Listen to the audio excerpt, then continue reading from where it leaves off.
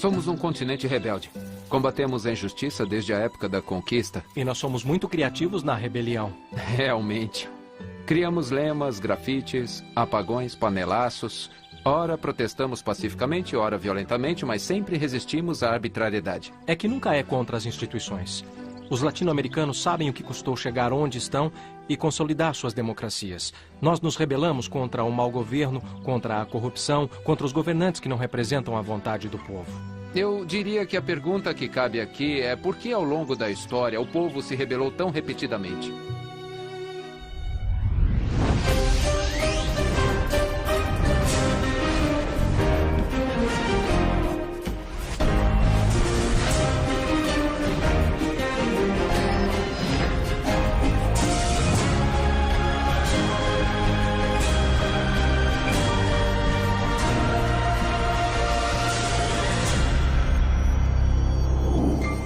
Unidos pela história. Resistências. América Latina. Um povo que se rebela e explode em centenas de focos, como aconteceu na Nicarágua no dia 19 de janeiro de 1978, depois do assassinato do jornalista Pedro Joaquim Chamorro, pelo então presidente Anastácio Somoza. A morte de Chamorro não foi uma surpresa nem sequer para ele. 3 anos antes mandou uma carta a Somoza onde dizia esperar em paz e de consciência tranquila que o mandassem matar. Antes do assassinato de Chamorro, houve a enorme injustiça vivida pela sociedade, quando depois de um terrível terremoto que causou dezenas de milhares de mortos, a ajuda internacional, houve uma grande solidariedade e toda essa ajuda foi capitalizada pela família Somoza e as pessoas viram nisso um escândalo. Quem o denunciou? Foi precisamente Chamorro. Por que mataram Chamorro? Por ter denunciado não só a ditadura, mas denunciado também esse tipo de manobra. Enquanto o jornalista era velado, cerca de 30 mil pessoas saíram às ruas de Manágua. Vários edifícios de propriedade do Somoza foram tomados e foi lançada uma greve geral. O assassinato foi o detonador de uma insurreição que só se deteria quando a Revolução Sandinista triunfou em 19 de junho de 1979. O povo estava pronto para uma mudança do governo depois de tantos anos de somozismo, mas a coisa é que realmente foi incendiário, foi o assassinato de Chamorro. O assassinato de outro líder desencadeou um dos maiores abalos da história da Colômbia. Assassinato de Pedro Chamorro. Assassinato de Jorge Gaitán. Em abril de 1948, deu-se em Bogotá a 9ª Conferência Pan-Americana, uma reunião de países inspirada na conferência que Bolívar criou em 1824, para formar uma única nação latino-americana. Mas o sonho de Bolívar, esse dia, não podia estar mais longe.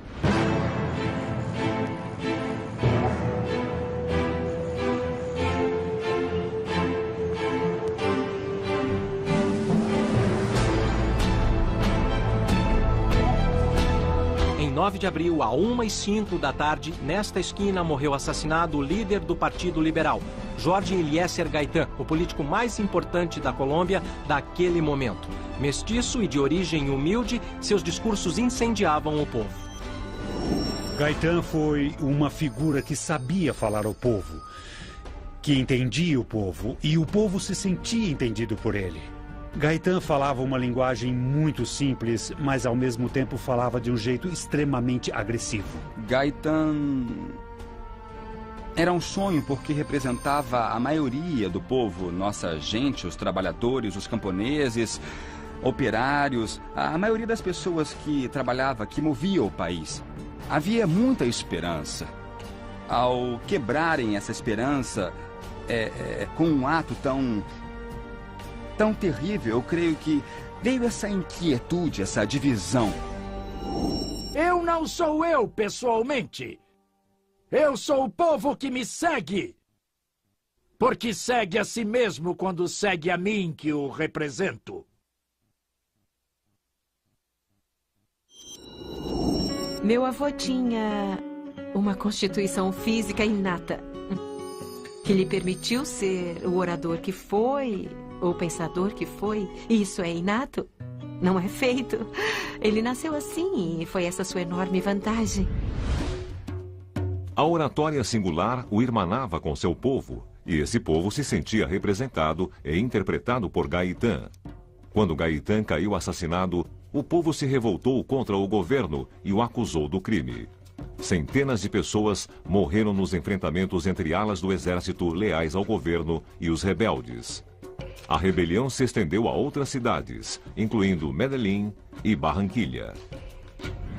Aqui mesmo, na Universidade Nacional, o reitor Gerardo Molina tomou o controle de uma emissora e, a partir dessa emissora, começou a chamar a ordem, a fazer anúncios um tanto irreais de que turbas revolucionárias tinham tomado o poder em Bogotá, o que era totalmente falso. Mas isso fez muito efeito, não só em Bogotá, mas também no interior do país. O interior começou a se alimentar da ideia de que havia um controle revolucionário em Bogotá e, com base no que supostamente se passava na capital, eles começaram a se organizar. Todo mundo, dada a violência que tinha começado no ano de 45, as pessoas pediam ao meu avô que se protegesse. Inclusive a minha avó também insistia que ele fosse muito mais prudente quando andasse em lugares públicos. E meu avô sempre respondia assim: nenhuma mão do povo vai se levantar contra mim. E se as oligarquias o fizerem, eles saberão que passarão 50 anos antes que toda essa turbulência volte ao normal. Passaram-se até agora 61 e a turbulência ainda não chegou ao fim na Colômbia.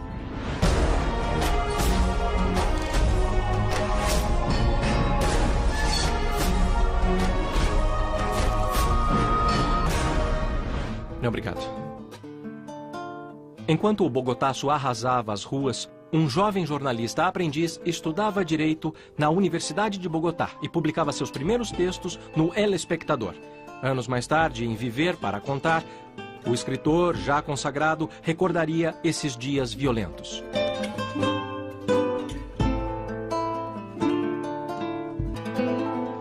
Danaram o país, disse ele. Mataram Gaitán na frente do Gato Negro. Mal tive fôlego para atravessar correndo a Avenida Jiménez e chegar sem ar na frente do Café Gato Negro, quase na esquina da Rua 7. Acabavam de levar o ferido à clínica central, a 4 quadras dali, ainda com vida, mas sem esperanças. Um grupo de homens empapava seus lenços no sangue muito quente para guardá-los como relíquias históricas. Uma mulher de chale negros e alpargatas, as muitas que vendiam quinquilharias naquele lugar, grunhiu com lenço ensanguentado. Os filhos da mãe o mataram.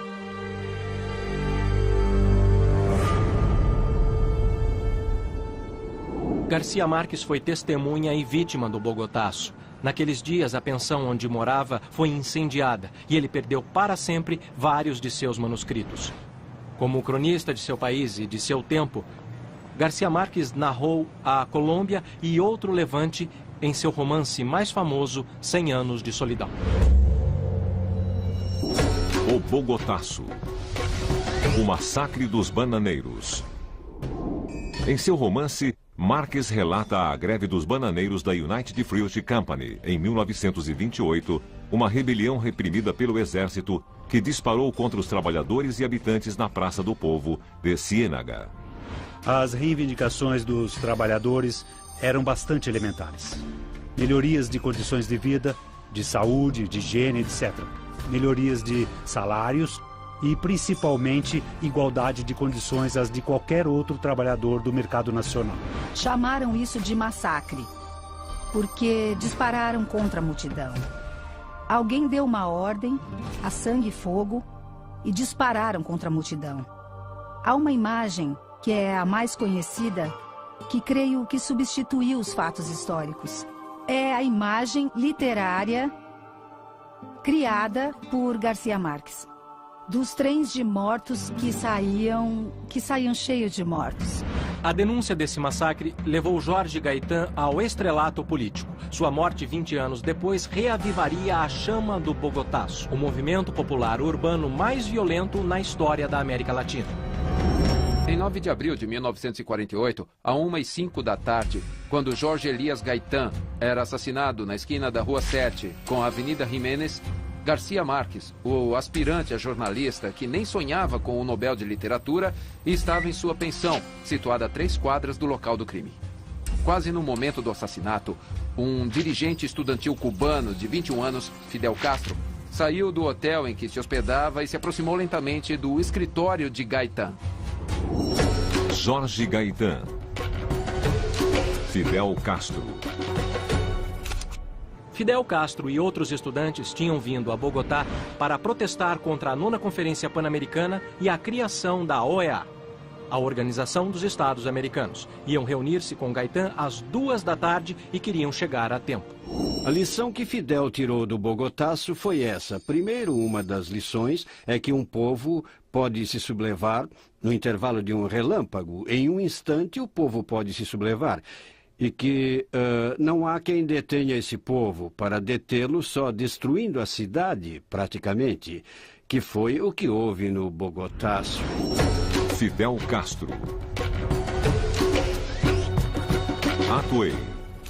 11 anos depois, em 1959, Fidel Castro liderou a revolução contra a ditadura de Fulgêncio Batista em Cuba, ilha conquistada por Diego Velázquez de Cuéllar em 1511. Quando saiu da ilha espanhola, hoje República Dominicana e Haiti, Diego Velázquez levava consigo Hernán Cortés, futuro conquistador do México. Fugido da ilha espanhola, Atuei, chefe dos taínos, liderou a resistência quando os espanhóis invadiram a ilha de Cuba. A estratégia de Atuei, como muitos anos depois fariam os homens de Sandino na Nicarágua e os do movimento 26 de julho de Fidel Castro, foi a guerra de guerrilha. Golpear de surpresa e dispersar-se para reagrupar-se depois no ataque seguinte. A tática de Atuei manteve os espanhóis cercados e aterrados na fortaleza de Baracoa por quase 3 meses. Finalmente, pela delação de um traidor, Velázquez pôde cercar os aborígenes e capturá-los. Os captores de Atuei determinaram a ele que se convertesse ao cristianismo sendo enforcado, não sofrendo e indo para o céu. Ou não se convertesse, sendo queimado com lenha verde, sofrendo e indo para o inferno. Atuei perguntou: há espanhóis no céu? Disseram que sim. E ele disse: lenha verde. Unidos pela história. Eu diria que hoje em dia o grande lema para o povo latino-americano já não é dar a vida, mas defender a vida, com todo o nosso ânimo, inteligência e com toda a nossa força. Unidos pela história. Unidos pela história. Em 2006, aqui no México, no estado de Oaxaca, o mais pobre do país, juntamente com Chiapas, o povo lutou durante 200 dias, exigindo a renúncia do governador do estado. Começou com os professores, com uma marcha de professores que foi reprimida. Os professores simplesmente não estavam dispostos a tolerar a repressão e estabeleceram um comando. Em pouco tempo, em questão de semanas, o comando de professores se tornou a Assembleia Popular dos Povos de Oaxaca, a APO. Em maio de 2006, 50 mil educadores e suas famílias ocuparam a praça central da cidade. Em 14 de junho, a polícia tentou desalojá-los com pancadas e gases, mas os professores puderam se reagrupar, voltaram à Praça da Constituição e construíram barricadas para se defender. E o povo criou a Assembleia Popular dos Povos de Oaxaca. A resposta do governo às reivindicações dos professores foi a repressão, foi tratar de acabar com os protestos, e isso só aumentou o conflito. E o detonador inicial, um conflito no magistério, acabou por nos revelar componentes históricos de raízes profundas. Os agravos de sempre contra professores e cidadãos foram se acumulando ao que originalmente era apenas um protesto do magistério, e acabou sendo um protesto muito mais amplo. Já não havia só educadores, mas também ativistas de organizações não governamentais, grupos de esquerda, indígenas e ecologistas. Nas assembleias havia donas de casa, padres católicos e organizadores comunitários. E houve até um espetáculo artístico, no qual a autora desfilou com roupa feita com materiais das barricadas. Cada um protestou a seu modo e, assim, resistiu contra a violência. O que vimos em Oaxaca em 2006 tem a ver precisamente com uma sociedade que se organiza, uma sociedade que diz chega, uma sociedade que se rebela e diz que não vai mais permitir que o governo continue a fazer coisas contra ela. Lamentavelmente, a coisa se alastrou e houve muitos mortos, houve violência e houve outra coisa, a marca registrada deste país, a impunidade. Em 1º de agosto, milhares de mulheres saíram às ruas batendo em suas panelas para protestar contra o governo de Ulisses Ruiz. Elas queriam ser ouvidas, mas o governo controlava os meios de comunicação. Da mesma maneira que tomaram as panelas, tomaram estações de rádio e de televisão e começaram a transmitir. Em 25 de novembro, em troca, a Polícia Federal limpou a praça dos ativistas, prendendo mais de 400 pessoas. Os panelaços, até hoje, são ouvidos. Oaxaca, 2006. Panelaços. Aqui há panelaços desde 71, quando as senhoras de Santiago fizeram um grande protesto contra a visita de Fidel Castro a Salvador Allende. Anos depois, o povo chileno fez novos panelaços em protesto contra a ditadura de Augusto Pinochet. 40 anos depois, os panelaços continuam soando.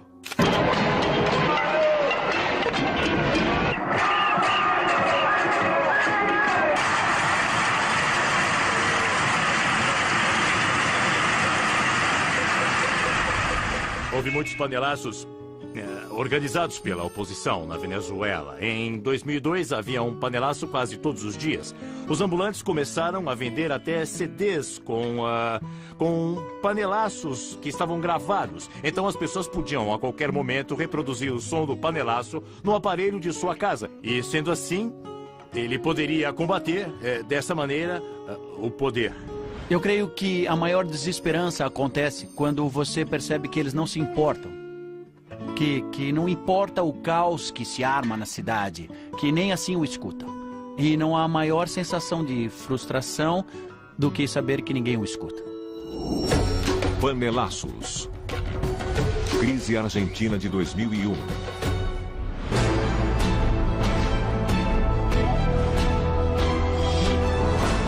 Em dezembro de 2001, a Argentina caiu na pior crise de sua história. Um mês antes, o jornal de maior circulação do país dizia que 4 de cada 10 argentinos estavam abaixo da linha de pobreza.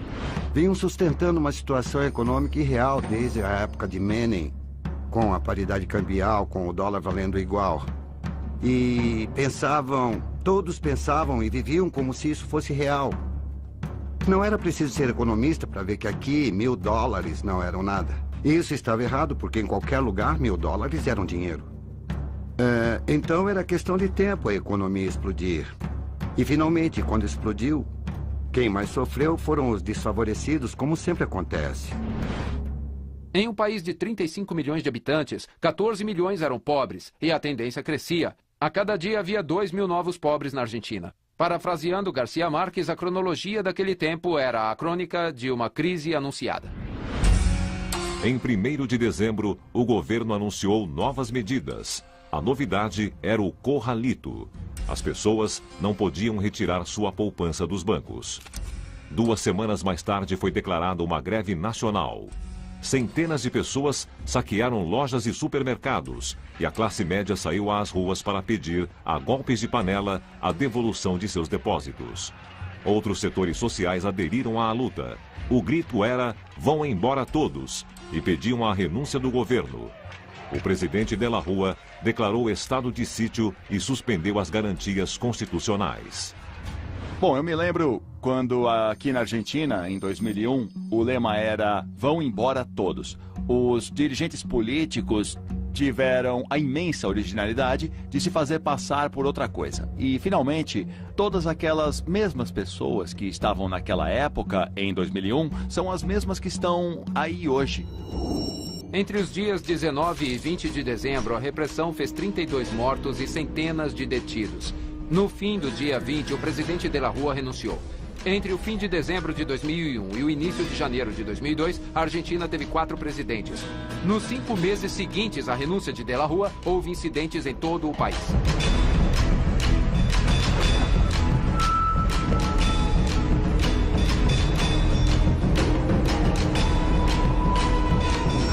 Argentina, 2001.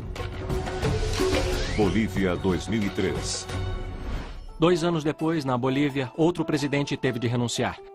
Em 2003, a intenção de privatizar o gás boliviano e aumentar os impostos mobilizou setores populares. Liderados por Evo Morales, os insurgentes tomaram La Paz, marcharam para o centro da cidade e depois tentaram tomar o palácio do governo. Em 17 de outubro de 2003, o presidente Gonçalo Sánchez de Losada renunciou e saiu do país. Não era a primeira vez que um levante bloqueava a cidade, nem que os protagonistas eram, em sua grande maioria, representados pelos indígenas. Tudo começou com a captura de Tupac Amaru no Peru e a rebelião se estendeu à atual Bolívia. Em 1780, os reis Bourbons haviam estabelecido uma série de novos impostos e controles para os povoadores americanos. Os aborígenes resistiram às medidas. Em novembro desse ano, um grupo comandado por Tupac Amaru aprisionou o encarregado de cobrar os impostos e o executou. Mandou enforcar o cobrador porque ele encarnava a injustiça social, encarnava o abuso. O enforcaram entre a torre e a porta da igreja, onde começou o movimento. A rebelião havia começado. O vice-rei mandou 17 mil homens para combater os indígenas e fez algumas concessões para desarmar aquela rebelião. Um ano depois, Tupac Amaru foi vencido e levado à Praça de Armas de Cusco, onde foi executado com a mulher Micaela Bastidas. A morte de Tupac Amaru não foi suficiente para sufocar a rebelião, que continuou até 1783, liderada por seu meio-irmão Diego Cristóbal Tupac Amaru e seu sobrinho Andrés Tupac Amaru. Na época, sublevaram-se 100 mil índios e a rebelião alcançou os atuais territórios da Bolívia e do norte argentino. Em 1783, a Corte da Espanha ordenou ao encarregado Jorge Escobedo que não deixasse nenhum resto da infame e vil família dos Tupac Amaru. Pode-se matar o corpo, mas não as ideias. Pode-se destruir a parte física do movimento, mas sua mensagem subjacente fica no espaço e no tempo. Unidos pela história. Na minha opinião, eu acho que em situações complicadas, o que acontece é que o povo termina saindo às ruas, termina por se unir, e isso aconteceu ano após ano nas crises. É uma necessidade de despertar, de ver o outro e dizer, como você é igual, bem, vamos nos manifestar. E de mostrar aos governos que o povo pensa e está vivo e se manifesta quando não está de acordo. Unidos pela história. Unidos pela história.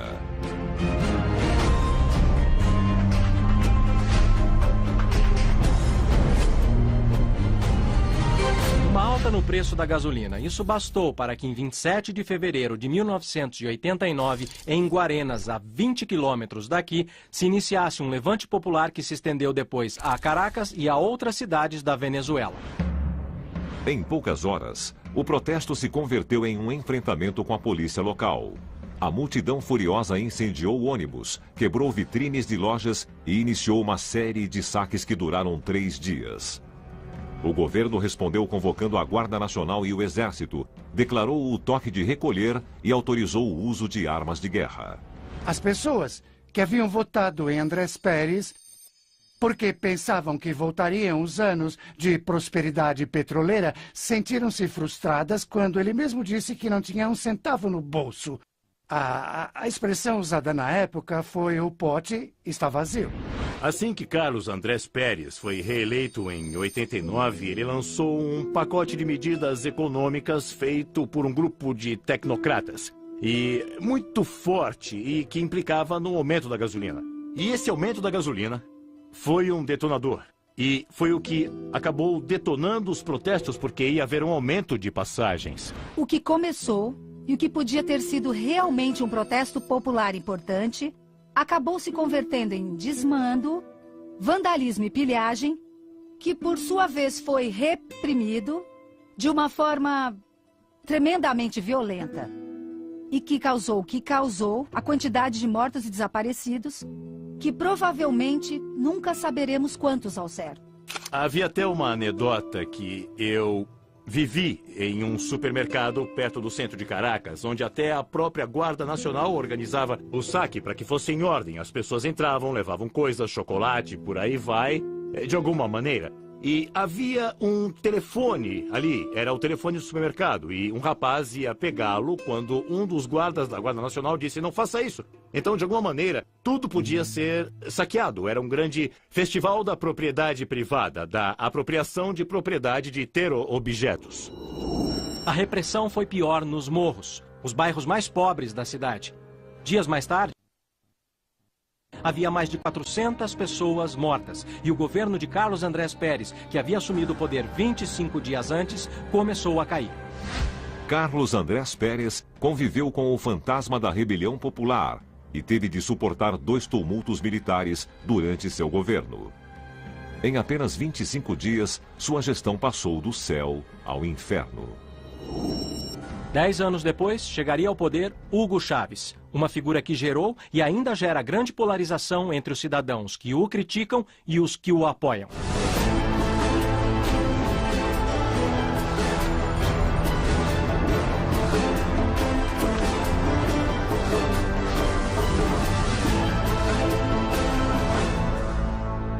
Uma polarização semelhante à que se deu na Venezuela de Chávez aconteceu na Argentina, a partir do discurso de Perón aos trabalhadores em 17 de outubro de 1945. Tudo começou uma semana antes, em 9 de outubro, quando o presidente Farrell, por pressão dos militares, demitiu Perón de seu cargo e o prendeu.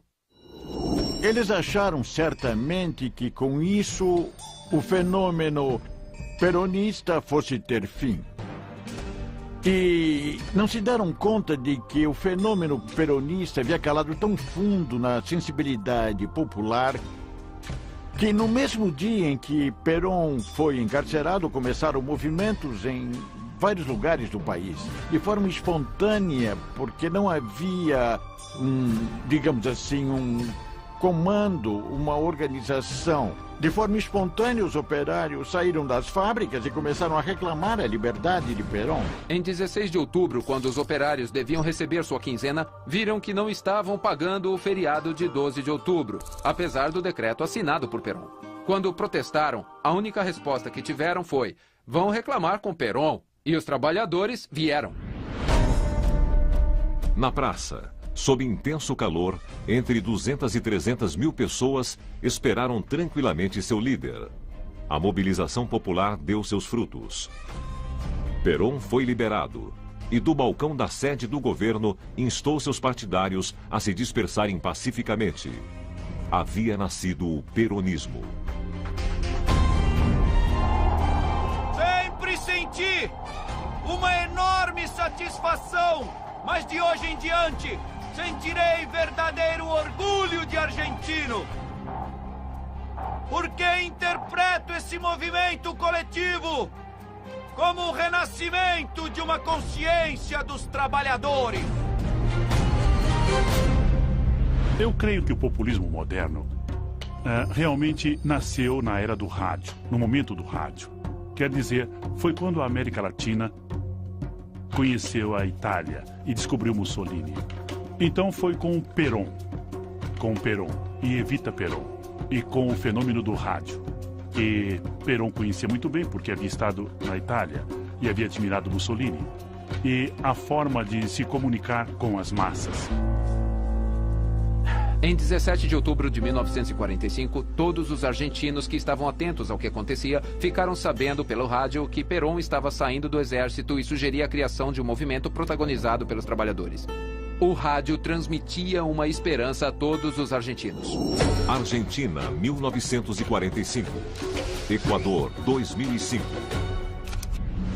60 anos depois, no Equador, uma ouvinte de rádio propôs fazer um panelaço para protestar contra o presidente Lúcio Gutiérrez. Nesse mesmo dia, 5.000 pessoas se reuniram para bater em suas panelas na frente da casa de Gutiérrez, acusando-o de ter cedido às pressões do Fundo Monetário e do Banco Mundial. Uma semana depois, os manifestantes eram 20.000 e o presidente partia para o exílio. No início do século XXI, na Argentina, no Equador e na Bolívia, ouviu-se o mesmo lema: vão embora todos. Isso foi ouvido em 13 de abril de 2005 no Equador, na chamada Rebelião dos Foragidos, nos protestos que derrubaram o governo. Em dezembro de 2001, na Argentina, como o primeiro ato de uma crise econômica e institucional sem precedentes.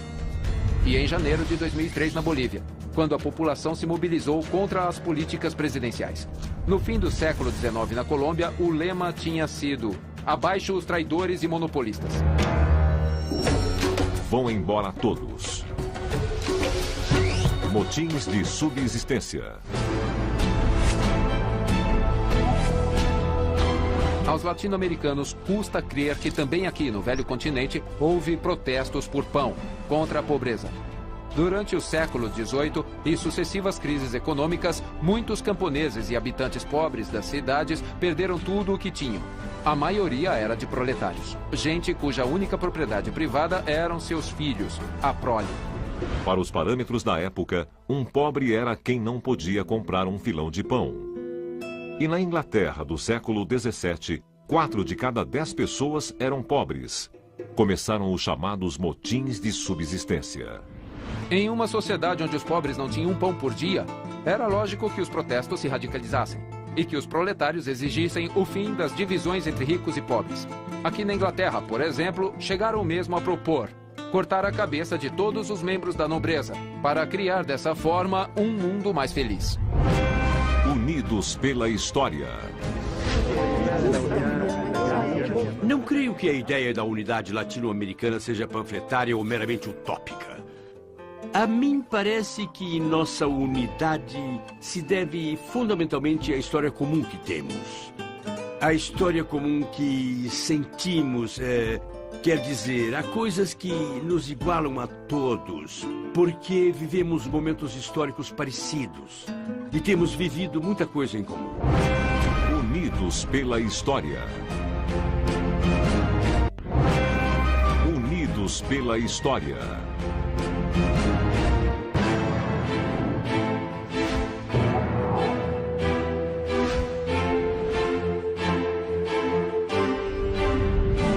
Algumas rebeliões explodem contra a imperícia ou a corrupção dos governos.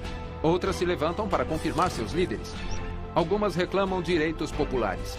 E outras simplesmente querem mudar o mundo. Por alguns poucos dias de maio de 1968, aqui em Paris, reinou a utopia.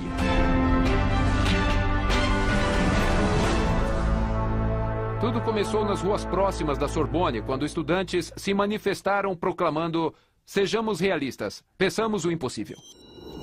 Eu creio, olhando para trás, que o Maio francês, na verdade, foi o momento do fim dos impérios europeus. Guerra na Argélia, guerra no Quênia, dos ingleses, etc. O momento foi esse. O velho mundo já estava desaparecendo e um novo mundo estava começando. O Maio francês, creio que foi um movimento feito para não triunfar. O Maio francês foi uma revolta, uma rebelião. Foi uma afirmação das diferenças. Foi um grito. E como sempre ocorre nesses casos, foi intenso, foi dramático, mas também foi efêmero. O impulso maior foi a revolução antissexista, ou a revolução da mulher nesse momento.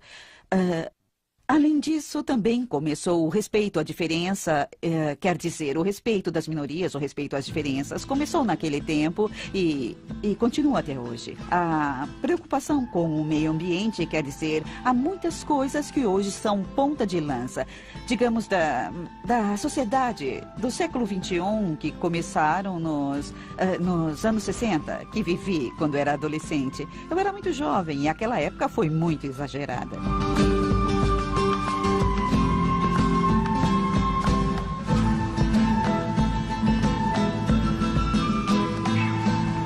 Naqueles dias parecia possível mudar o mundo. Apesar do Maio francês não provocar mudanças imediatas, seus efeitos ficaram na mente e no coração de quem participou daquela jornada. Ajudaram a mudar a vida das gerações seguintes. 1968 mudou a vida de todos, em toda parte.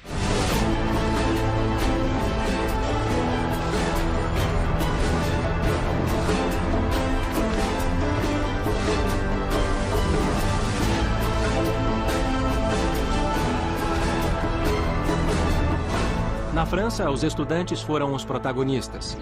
E enquanto agitavam as ruas da Sorbonne, aqui no México, a 9.000 quilômetros de Paris, os estudantes se concentravam aqui nesta praça, a Praça de Tlatelolco. Tudo começou com um protesto pela repressão policial contra os jovens. O México ia sediar os Jogos Olímpicos. Era a primeira vez que um país latino-americano tinha sido escolhido para ser sede dos Jogos, e o governo queria mostrar uma cara limpa. Os jovens aproveitaram que os olhos do mundo estavam voltados para o México para pressionar o governo de Gustavo Díaz Ordaz. Os estudantes, naquele momento, estavam indo para os hotéis para chamar os correspondentes estrangeiros para que assistissem a seus comícios e soubessem quais eram suas reivindicações e qual era a situação do México atrás dos biombos nos bastidores. Um dos projetos completados para as Olimpíadas foi a Estrada da Amizade. Um corredor de 17 quilômetros com 19 esculturas encomendadas a artistas dos 5 continentes. O governo construía a Estrada da Amizade, mas avançava no caminho da repressão. Cerca de 100.000 estudantes marcharam pelo centro da cidade. Nos dias seguintes, a mobilização cresceu até somar 250.000 pessoas. Em 2 de outubro, quando só os manifestantes mais duros permaneciam na praça de Tlatelolco, começou o massacre.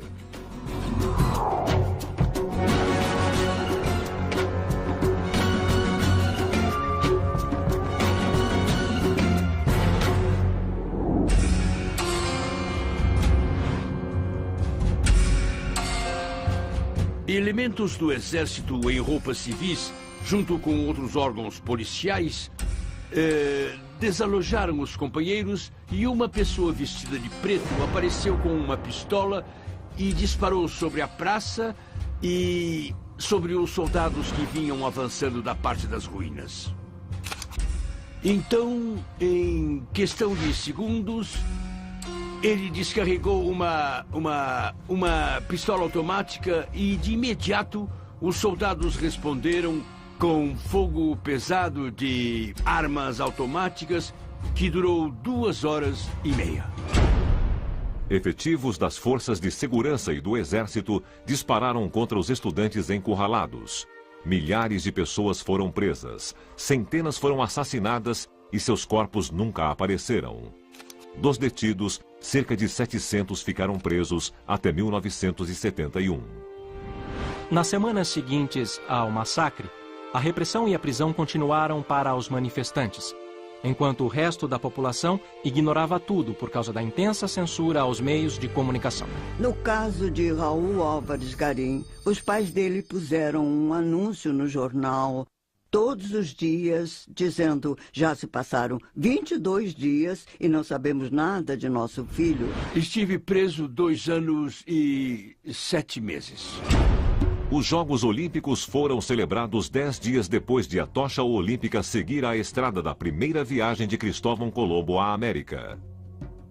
Em 12 de outubro de 1968, enquanto o presidente mexicano inaugurava a Olimpíada da Paz, um grupo de manifestantes lançou um pequeno barril preto em forma de pomba sobre o palco presidencial, em repúdio à matança de 2 de outubro.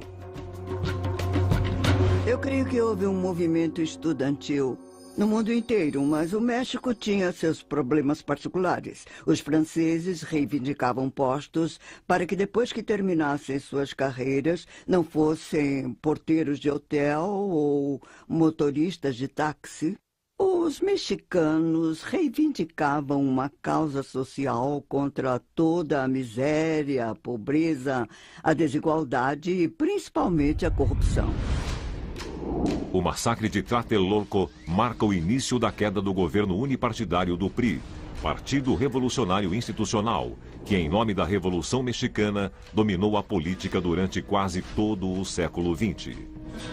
Na história latino-americana, o massacre de Tlatelolco figura em uma lista de atrocidades, encabeçada pela greve operária de Iquique de 1907. Massacre de Tlatelolco.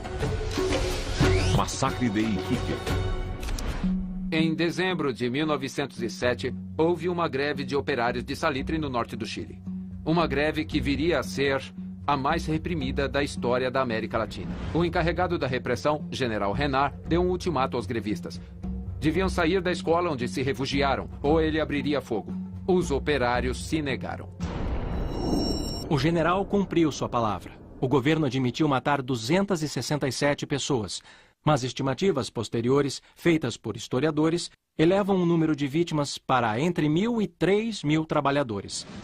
100 anos depois da matança, a presidente do Chile, Michelle Bachelet, decretou 21 de dezembro, dia de luto nacional.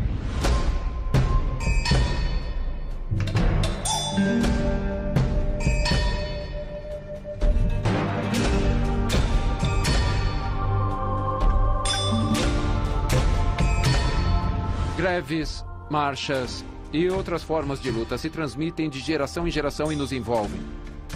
Nessa luta obstinada, podem se passar 10, 100, 200 anos, mas cedo ou tarde as reivindicações são alcançadas e a resistência dos povos se converte em justiça. Unidos pela história. A América Latina se rebela e explode, como foi na Nicarágua pelo assassinato de Pedro Chamorro, ou como na Colômbia com o Bogotaço depois da morte de Jorge Gaitán, que nesse dia ia se encontrar com Fidel Castro, que 11 anos depois encabeçaria a Revolução em Cuba, a ilha conquistada por Diego Velázquez, e partiu da Ilha Espanhola, de onde fugiu Atuey, o aborígene que lutava como guerrilheiro. Por outro lado, em Oaxaca, a luta foi com barricadas e panelas, que também se fizeram ouvir no Chile e na Argentina. E o presidente renunciou e teve de fugir da Bolívia quando Evo Morales e seus homens bloquearam La Paz. Mas tudo começou com a sublevação de Tupac Amaru, cuja rebelião se estendeu ao altiplano, como o Caracaço se estendeu por muitas cidades da Venezuela, o que fez tremer o então presidente da Venezuela, cargo ocupado por Hugo Chávez 10 anos depois, que polarizou a opinião pública, como aconteceu com Perón, quando os trabalhadores exigiram sua libertação e a notícia foi transmitida a todo o país por rádio. Rádio que seria decisivo no Equador para a destituição do presidente, quando uma ouvinte propôs "Vão embora todos", lema bem diferente daqueles dos jovens dos anos 60, que pretendiam mudar o mundo enquanto outros jovens eram mortos na praça de Tlatelolco, um massacre que recorda a greve de operários de Iquique, que foi a mais reprimida da história. Mas, então como hoje, o povo se rebela e explode. Unidos pela história.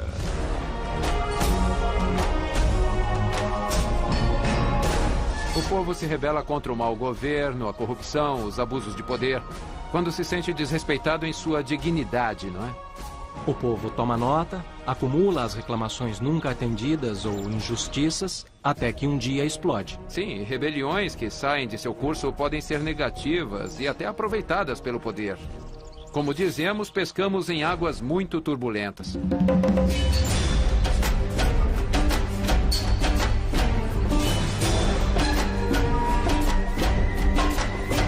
Mudam os cenários, mudam os lemas e as reivindicações.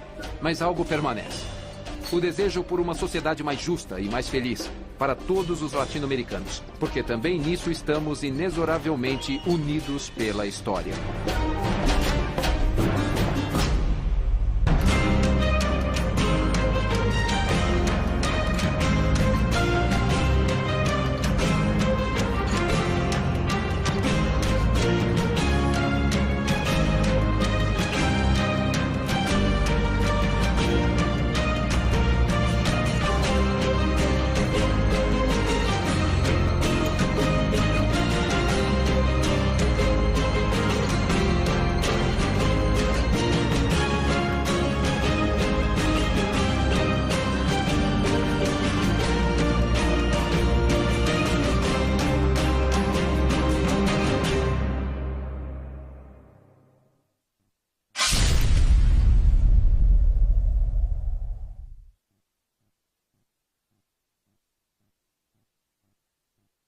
1824, para formar uma única nação latino-americana. Mas o sonho de Bolívar, esse dia, não podia estar mais longe.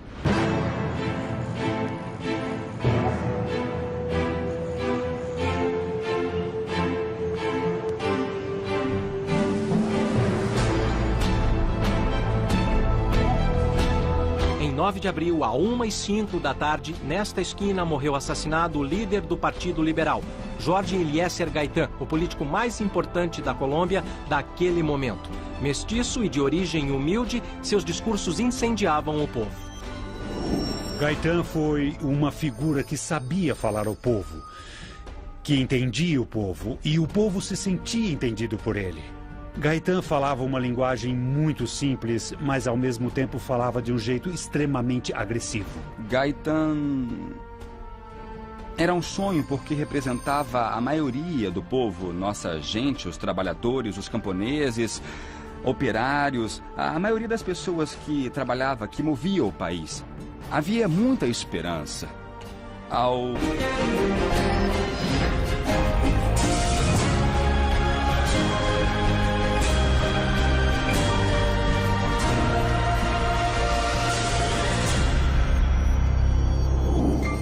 Unidos pela história. Resistências. América Latina.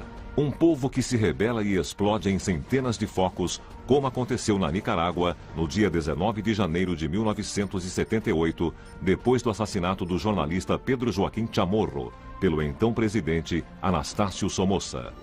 A morte de Chamorro não foi uma surpresa nem sequer para ele. 3 anos antes, mandou uma carta a Somoza, onde dizia esperar, em paz e de consciência tranquila, que o mandassem matar. Antes do assassinato de Chamorro, houve a enorme injustiça vivida pela sociedade, quando depois de um terrível terremoto que causou dezenas de milhares de mortos, a ajuda internacional, houve uma grande solidariedade e toda essa ajuda foi capitalizada pela família Somoza e as pessoas viram nisso um escândalo. Quem o denunciou? Foi precisamente Chamorro. Por que mataram Chamorro? Por ter denunciado não só a ditadura, mas denunciado também esse tipo de manobra. Enquanto o jornalista era velado, cerca de 30 mil pessoas saíram às ruas de Manágua. Vários edifícios de propriedade do Somoza foram tomados e foi lançada uma greve geral. O assassinato foi o detonador de uma insurreição que só se deteria quando a Revolução Sandinista triunfou em 19 de junho de 1979. O povo estava pronto para uma mudança do governo depois de tantos anos de somozismo, mas a coisa é que realmente foi incendiário, foi o assassinato de Chamorro. O assassinato de outro líder desencadeou um dos maiores abalos da história da Colômbia. Assassinato de Pedro Chamorro. Assassinato de Jorge Gaitán. Em abril de 1948, deu-se em Bogotá a 9ª Conferência Pan-Americana. Uma reunião de países inspirada na conferência que Bolívar criou em 1800. Quebrarem essa esperança com um ato tão terrível, eu creio que veio essa inquietude, essa divisão. Eu não sou eu, pessoalmente. Eu sou o povo que me segue.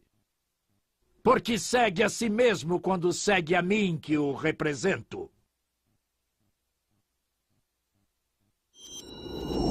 Meu avô tinha uma constituição física inata, que lhe permitiu ser o orador que foi, o pensador que foi. Isso é inato, não é feito.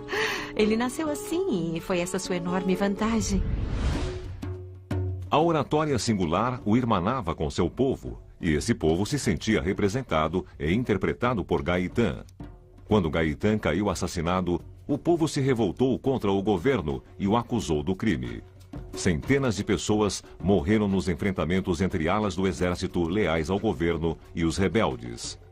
A rebelião se estendeu a outras cidades, incluindo Medellín e Barranquilla.